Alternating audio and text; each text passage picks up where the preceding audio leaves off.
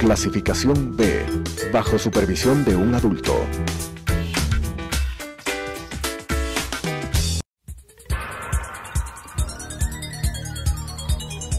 Las opiniones vertidas en este espacio por la producción y dirección del programa son de exclusiva responsabilidad de sus autores y de quienes intervienen en ellos.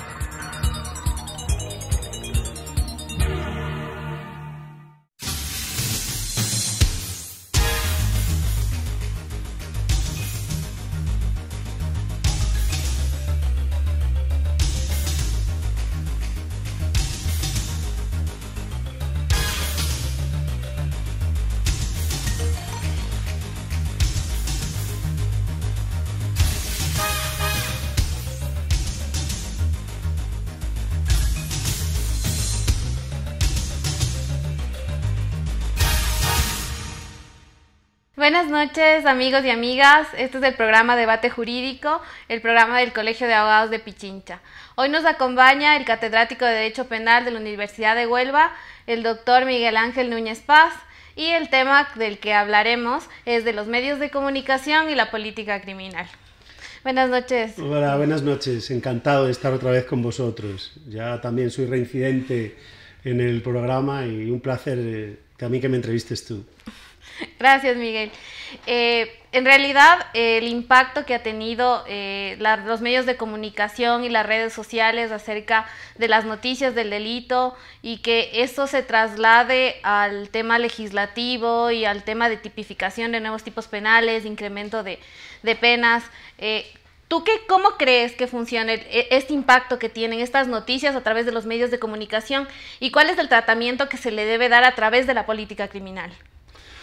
Bueno, yo creo que hay un punto de partida que es absolutamente esencial, y el punto de partida es, bueno, ya que el debate va a ser sobre medios de comunicación y política criminal, es dejar sentado las bases de qué es cada cosa realmente en un Estado social, en un Estado democrático, en un Estado de derecho.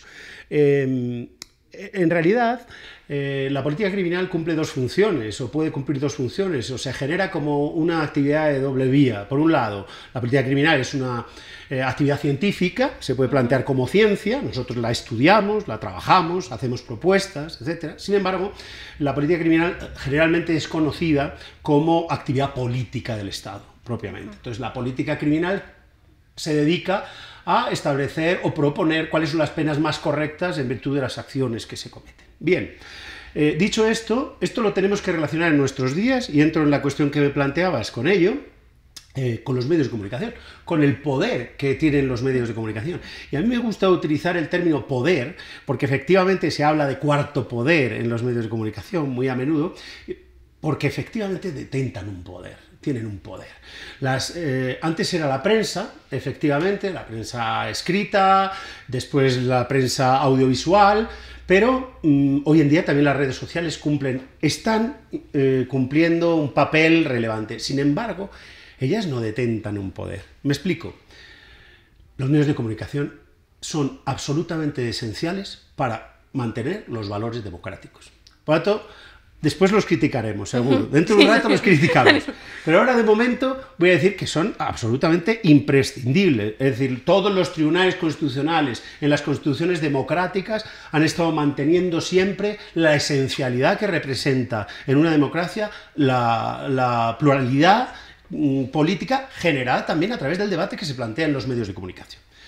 Dicho esto, y seguimos planteando la cuestión, efectivamente las redes sociales son otra cosa. ¿Por qué? Pues por una efectiva falta de control, también existe en la prensa, y yo creo que ese es prácticamente otro debate en el que habría que generar pues, mecanismos de control para esas redes, para que pudieran ser efectivamente, yo creo, de ayuda a la política criminal. Volviendo a los medios de comunicación, que es el tema que nos ocupa, pues los medios de comunicación últimamente, en las últimas 2 décadas especialmente, están guiando a la opinión pública al populismo y al electoralismo, podríamos decir. Claro, justamente muchas veces se da a notar que los legisladores empiezan los legisladores a poner temas de debate en torno a la crónica roja. No, absolutamente. Ajá, absolutamente. Entonces, desde la política criminal, ¿cómo esto a nivel internacional se ve? Porque esta es una tendencia muy de Latinoamérica.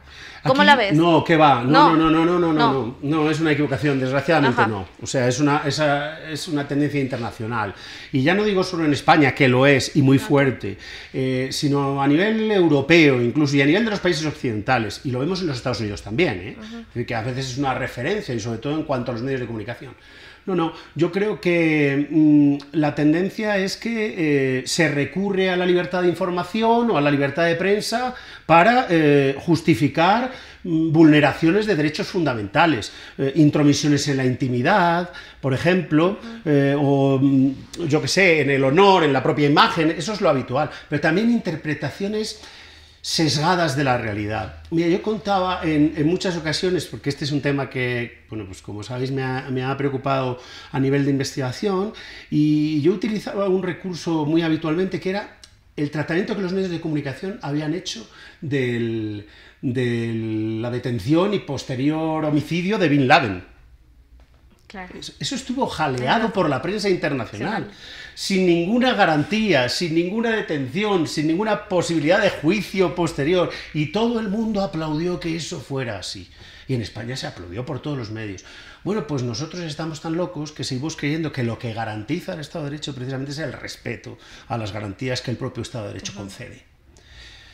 Y en ese momento tan crítico, yo creo que olvidar los derechos fundamentales en el que estamos atendiendo a la prensa, en muchos casos, vosotros le decís prensa roja, nosotros le decimos la prensa amarillista, allá en España, pues es un error absoluto. Se juzga, pero esto es muy fácil, la interpretación, y luego también me planteas lo que quieras. Yo te dejo también esto en el aire. Mira, yo lo que creo es que en realidad hay un interés electoralista, como dices, un interés político. Claro. Entonces tú dices, a los medios de comunicación, ¿qué les interesa? Vender un producto. Esto tiene que ver también, que por cierto no he sacado a colación todavía y lo hago ahora, con que los medios de comunicación dependen de un nivel empresarial. O sea, pretenden ganar dinero. Es un servicio económico, claro. Tú estás gestionado para ganar dinero como una empresa, pues lógico. Ahora bien, cuando esa empresa utiliza la prensa y la opinión pública para generarse un beneficio, ya es discutible lo que produce. Y esto sucede exactamente igual con el sistema político. Claro. Si tú lo que pretendes es obtener votos, ¿qué vendes rápidamente en el derecho penal, en la política criminal? ¿Qué propones? Que se disparen las penas, persigamos a alguien. Exacto, persigamos a alguien, garanticemos vuestra seguridad, vais a estar más seguros, vuestro mundo va a ser maravilloso. Y tú te lo crees. El ciudadano en medio dice, pues es verdad, en realidad incluso te generan una sensación de inseguridad que yo llamo segurismo, muchas veces, que no es seguridad, es segurismo, es una concepción de seguridad, no una seguridad real, efectiva. Te dice, vamos a hacer más segura la vida. Ah, qué bien, ¿y cómo? Con penas tremendas. Y eso se vende muy bien. Sin embargo, si tú le dices, no, mire, nosotros vamos a invertir mucho dinero en educación, vamos a invertir muchísimo dinero, pero no vamos a aumentar las penas para nada, porque la estadística nos dice que es que no mejora la criminalidad. Y entonces la gente dice, yo a este no le voto. Evidentemente. Entonces es un círculo vicioso, una retroalimentación de la prensa al sistema político, y ahí los penalistas y la gente que tratamos de trabajar para una política criminal justa, estamos perdidos realmente. Claro, y en realidad en muchos de los casos, porque no es solo en este tema Bin Laden, aquí en el país ha habido algunos casos a través de los cuales se ha condenado a través de la prensa ya a los procesados. Sí, entonces evidentemente independientemente de que nos queramos meter en un discurso de derechos humanos o de género, se han planteado temas en los que los medios de comunicación ya establecen la sentencia. Absolutamente. Y en serio te incitan a persigamos al procesado, incrementemos de la pena, pongámosle el tipo penal más alto. Claro. Entonces, yo, mira, y ahora que has sacado otro tema también es muy interesante, claro, esto da para hablar mucho tiempo. Otro tema es el tema de cómo influye sobre las decisiones judiciales los medios de comunicación. Claro. También. Y es que tú lo has planteado en términos correctos, se está prejuzgando y se está juzgando y prácticamente se ha ejecutado la sentencia antes de que haya iniciado el procedimiento, en muchos casos. Y toda la opinión pública está de acuerdo en que hay un culpable. Y lo que interesa es que haya un culpable, porque a los medios de comunicación les interesa mucho vender ese producto. Claro, a la gente le interesa, lo lee, lo consume, lo escucha, lo ve. Sin embargo, Eso como operatividad en la justicia yo creo que es absolutamente irreal. Y aparte creo que parte de una premisa falsa, que era la que quería sacar a colación, que es el falso concepto de alarma social. ¿Qué es esto de alarma social? Es decir, ¿qué es la alarma social? La alarma social en realidad es un concepto sociológico que responde a una intranquilidad social de distintas intensidades y que digamos que es subsiguiente a hechos excepcionales que a la sociedad le impactan y entonces generan desconfianza o temor en determinados seres humanos. Claro, si nosotros hacemos una lectura sociológica de eso, ¿qué es lo que ¿a dónde tratamos de llegar? A la seguridad otra vez. Claro. ¿Cómo? Pues a través, no vamos a hablar aquí, tampoco creo que a los que nos estén viendo les interese en exceso el conflicto del llamado derecho penal del enemigo, que se ha sentado peligrosamente en las legislaciones, en todas las legislaciones, en Latinoamérica por supuesto, pero en España con otros nombres, en Europa también, no exactamente enemigos, pero sí terroristas, pero sí incluso menores a los que se le están aumentando las penas. Podemos no creer en la reinserción, pero desde luego si hay alguien reinsertable es un menor, obviamente. Claro. Sin embargo, la política criminal no se orienta hacia la reinserción. ¿Por qué? Porque dicen, no, alarma social. Tenía 15 años, pero cuando descuartizó a su madre era perfectamente consciente, por tanto no va... es irrecuperable. Bueno, yo creo que todas estas cuestiones son verdaderamente discutibles, incluso en casos dramáticos. Pero, insisto, el producto de los científicos no se vende fácilmente como sí sucede con el producto de los medios de comunicación y que se genera, ya digo, a partir de la exigencia política o de esa idea del arma social. Claro, para los medios de comunicación ellos tienen que vender un discurso y los teóricos evidentemente tienen que respaldar una teoría. Absolutamente. Es que, y además tienen una... Yo creo que esta cuestión tiene una grave consecuencia... tanto a nivel individual como a nivel colectivo. A nivel individual, porque cambia el estilo de vida, la gente tiene miedo. Claro. Entonces tiene miedo, le afecta su calidad de vida, por decirlo de alguna manera. Y a nivel, ¿cómo decirlo? A nivel colectivo, pues puede afectar a toda la vida en sociedad. Unos tenemos temor de otros, por lo tanto también cambian tus costumbres y cambian incluso los niveles de calidad de vida. Sería. Yo sinceramente me planteo este problema como un problema profundamente grave porque creo que si advertimos esta situación y decidimos seguir caminando hacia la seguridad, esa seguridad, ese segurismo que nunca alcanzaremos porque surgirá otro problema que nos hará estar inseguros, lo que hacemos es perder cuotas de libertad. A mí me gusta explicarle a mis alumnos a menudo que la libertad y la seguridad suelen estar en una balanza, equilibrándose. En el momento en que metes mucho peso en la seguridad, la libertad deja de pesar. Esto es evidente. Claro, y empezamos a violar derechos y garantías. Absolutamente. Y empezamos de hecho, a cierto tipo de costumbres, claro. A dejar las costumbres sociales. Claro. Volvemos enseguida en el siguiente segmento con el doctor Miguel Ángel Núñez Paz.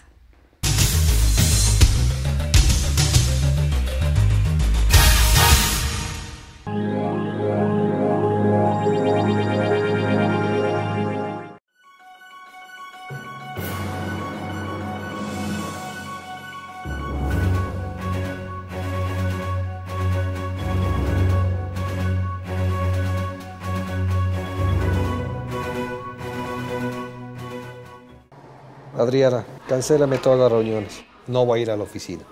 Estoy con una jaqueca que no aguanto. ¡El jefe no viene!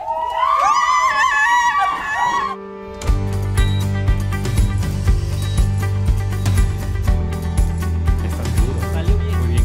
Bueno. Cuanto antes vayas a Ecuasanitas, más rápido te curas. La empresa de medicina prepagada que cuida de ti. Ecuasanitas. Es bueno estar sano.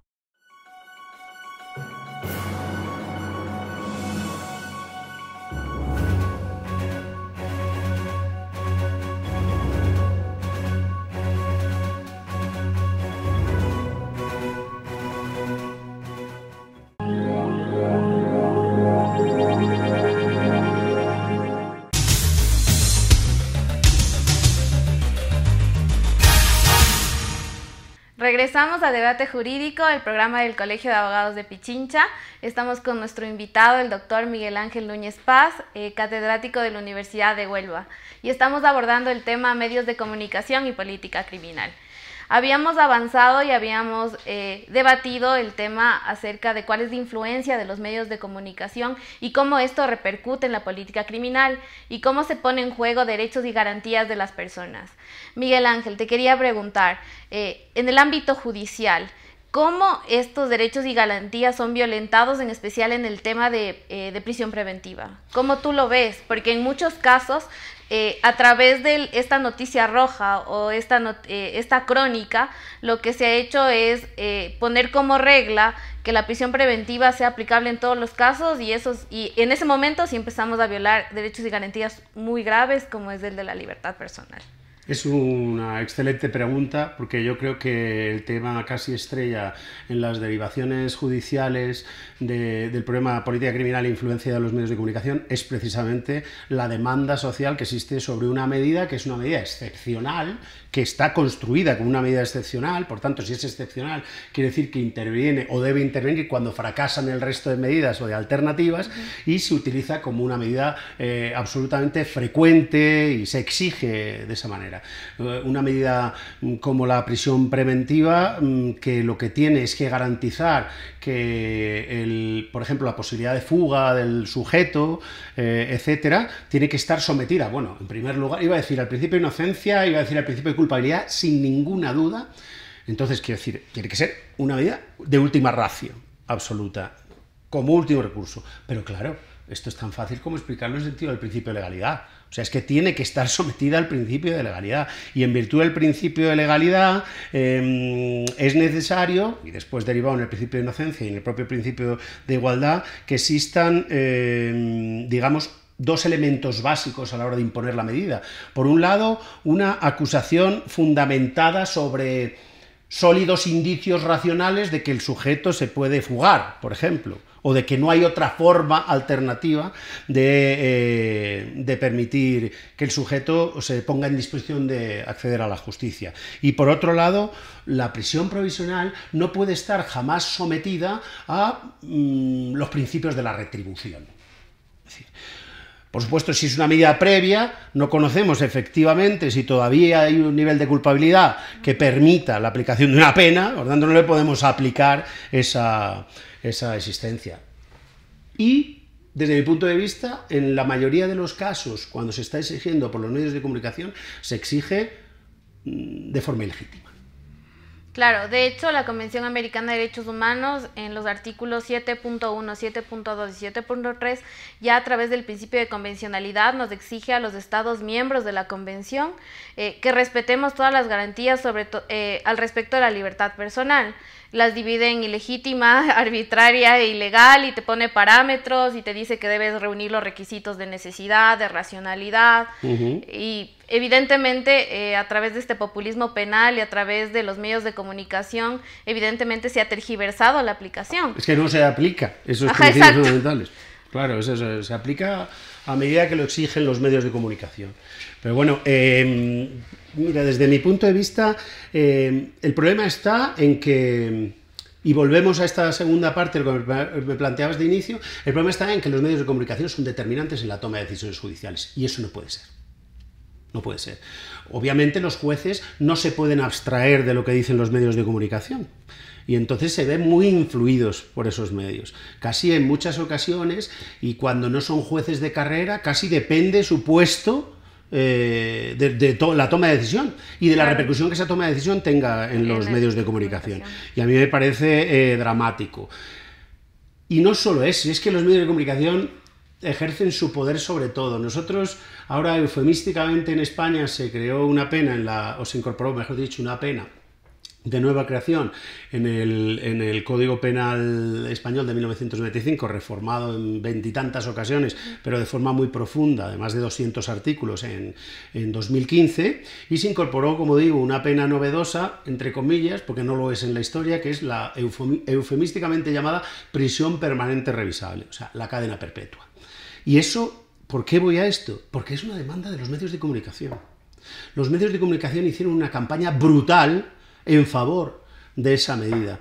Y los actores políticos utilizaron a los medios de comunicación también en su favor, imponiéndose algunos la bandera de esa medida, y no os preocupéis que vamos a condenar a los delincuentes graves, que son enemigos, recordemos, con estas penas, ¿no? Con esta pena tremenda. Insisto, el problema es tratar de compaginar el papel óptimo que tienen los medios, o que deben tener los medios de comunicación en una democracia, en un sistema social y democrático de derecho, y tratar de paralizar las consecuencias negativas que un mal uso de los medios de comunicación puedan tener sobre la política criminal. Esa sería un poco la idea general. Claro, aún tenemos la idea errada de que el derecho penal debe brindarnos seguridad, y es por eso creo que a través de los medios de comunicación los actores políticos y la colectividad buscan precautelar esa seguridad idealizada, porque al final es idealizada, y empezamos a tipificar nuevos tipos penales, valga la redundancia, con penas que son absolutamente nada proporcionadas. Nada, aquí se utiliza la teoría de la comunicación en favor de cómo de las teorías jurídico-populares aplicadas. Exacto. Esas son más o menos. Estaba buscando, porque traje el iPad y estaba buscando un texto que os quiero leer, que me encanta, bueno, me encanta, no, me horroriza, es muy breve. A propósito de la caída de las Torres Gemelas, que yo creo que es efectivamente donde este populismo se disparó, y también la idea de segurismo, la exigencia de segurismo, que forman este cóctel tan complejo y tan dramático. Bueno, en aquel momento el senador Gary Hart decía, más o menos tengo la traducción hecha por mí, decía exactamente estas, son dos frases: como hacíamos en el histórico oeste, así procederemos ahora a estos terroristas, los capturaremos, les daremos un juicio justo y después los ahorcaremos. Es decir, estaba absolutamente condenado de cómo vamos a hacer un juicio justo, cómo comparamos, cómo equiparamos la idea de un juicio justo con el ahorcamiento que ya estaba promocionando ex ante. Estaba diciendo, bueno, por supuesto, los detendremos, o sea, el Estado funciona, claro, os vamos a garantizar vuestra seguridad, claro, es dramático, derechos, garantías, los vamos a ahorcar, estad seguros, pero bueno, previamente, porque estamos en un Estado de Derecho, vamos a realizar un juicio justo. Es que era el oeste, es el oeste americano, realmente, era la fórmula del oeste americano. Y yo creo que lo peor ya no es que alguien con cierta relevancia política desarrolle esta idea. Lo peor es que muchos medios de comunicación lo apoyen a carta cabal y que mucha gente lo vea bien, o sea, que sigamos pensando a raíz de aquí que se nos pueden vender en los medios de comunicación constantemente enemigos públicos, y esos enemigos públicos están ya, si hay la misma oportunidad, condenados y ejecutados en la plaza pública. Y esto me parece lo dramático. Creo que el contenido sustancial que debe tener la política criminal debe ir orientado, obviamente, a fines de seguridad, a la protección de bienes jurídicos, etcétera, el ejercicio del derecho penal, pero sobre las bases del Estado democrático, de las garantías, etcétera. Pero, ya digo, este no es un discurso que sea muy agradable a los medios. Claro, básicamente nos estaríamos retrotrayendo a antes del Estado de Derecho. Por supuesto. Empezaríamos a matarnos los unos a los otros. Yo digo que el problema es dispararemos las penas progresivamente, se dispararán las penas y se nos agotarán las penas. Ya hemos pisoteado sistemáticamente el principio de proporcionalidad, estamos incorporando otra vez penas absolutamente perdidas en la historia, y después de esto lo que haremos es pues, buscar, qué sé yo, el descuartizamiento por tiro de caballos y esas cosas tan maravillosas que hacían en la Edad Media y que eran verdaderamente perversas. Porque ya no se nos ocurrirá nada. Bueno, eso... yo creo que en realidad esto tiene que ver con la propia tragedia humana, con la pérdida de valores, con una serie de problemas que son más sociológicos ya. Sí, en realidad son problemas sociales que se trasladan al ámbito penal y que evidentemente ni creo que los legisladores ni quienes ejercen y representan a la justicia como los jueces los han sabido manejar con la cautela debida, sobre todo sin saber diferenciar exactamente qué es lo que conlleva la nueva tipificación, el aumento de penas y sobre todo tener como bandera el punitivismo penal, o sea, porque muchos partidos políticos lo tienen como bandera sin considerar lo peligroso que es. Porque a la final, como tú bien dijiste, empezaremos a retomar debates que ya habíamos superado, como el de la pena de muerte, como el de la cadena perpetua, y les cambiaremos de nombres, como sabemos hacer. Le cambiamos de nombre y decimos que es algo novedoso, cuando en realidad volvemos a un debate precario y en donde se violan una serie de derechos y garantías. De ahí el eufemismo que comentábamos antes de lo de la prisión permanente revisable, que es una cadena perpetua. Pero mira, me estaba acordando de otro tema que no hemos tratado, o por lo menos de soslayo, pero no en profundidad, y es el tema del protagonismo que adquieren ahora mismo en el derecho penal otra vez y en la política criminal las víctimas. Es decir, retrotraerse a un sistema prácticamente perdido en el derecho romano, en el que la víctima es el que desencadena todo el procedimiento, y yo esto lo explico habitualmente también con una frase que yo creo que es sencilla de entender, que es una frase con 3 Vs, que es, o B chicas, es si la víctima es el verdugo, no hay justicia, hay venganza. O sea, víctima, verdugo, venganza. No es justicia, desengañémonos. Ahí yo tendré mucha gente que igual nos está escuchando y dice, bueno, pues estos están hablando desde el púlpito de los juristas académicos, no bajan a la realidad, el sufrimiento, ellos tienen sus libros, sus discusiones, pero en realidad yo creo que se equivocan, porque si existe un medio de comprobar que las medidas o las penas o la política criminal es efectiva, es a través de la criminología, concretamente del método estadístico que la criminología utiliza. Y las estadísticas, antes hemos aludido a ello, no determinan en ningún caso que se mejore estadísticamente la delincuencia, incluso la delincuencia más grave, la más agresiva, la que tiene más impacto social, no mejora con penas exacerbadas, con penas que dependan de las propias víctimas. En nuestro país consiguieron, lo dije, a través de los medios de comunicación, la incorporación prácticamente con el sistema político que lo utilizó de forma electoralista, la incorporación de la cadena perpetua, de la prisión permanente revisable, pero también a raíz de unas demandas populares impulsadas por padres de víctimas, de chicas que habían sido violadas o muertas en condiciones lamentables y que se lanzaron a la calle a pedir firmas para esto. Yo creo que el debate es mucho más profundo y que tiene que tener un contenido criminológico o valorativo. Te agradezco mucho, Miguel Ángel. Creo que hemos compartido una serie de ideas importantes y vanguardistas acerca de este tema de medios de comunicación y política criminal. Agradecemos a los amigos y amigas que nos vieron esta noche. Y con esto doy por terminado el programa Debate Jurídico, el programa del Colegio de Abogados de Pichincha. Muchas gracias. Las opiniones vertidas en este espacio por la producción y dirección del programa son de exclusiva responsabilidad de sus autores y de quienes intervienen en ellos.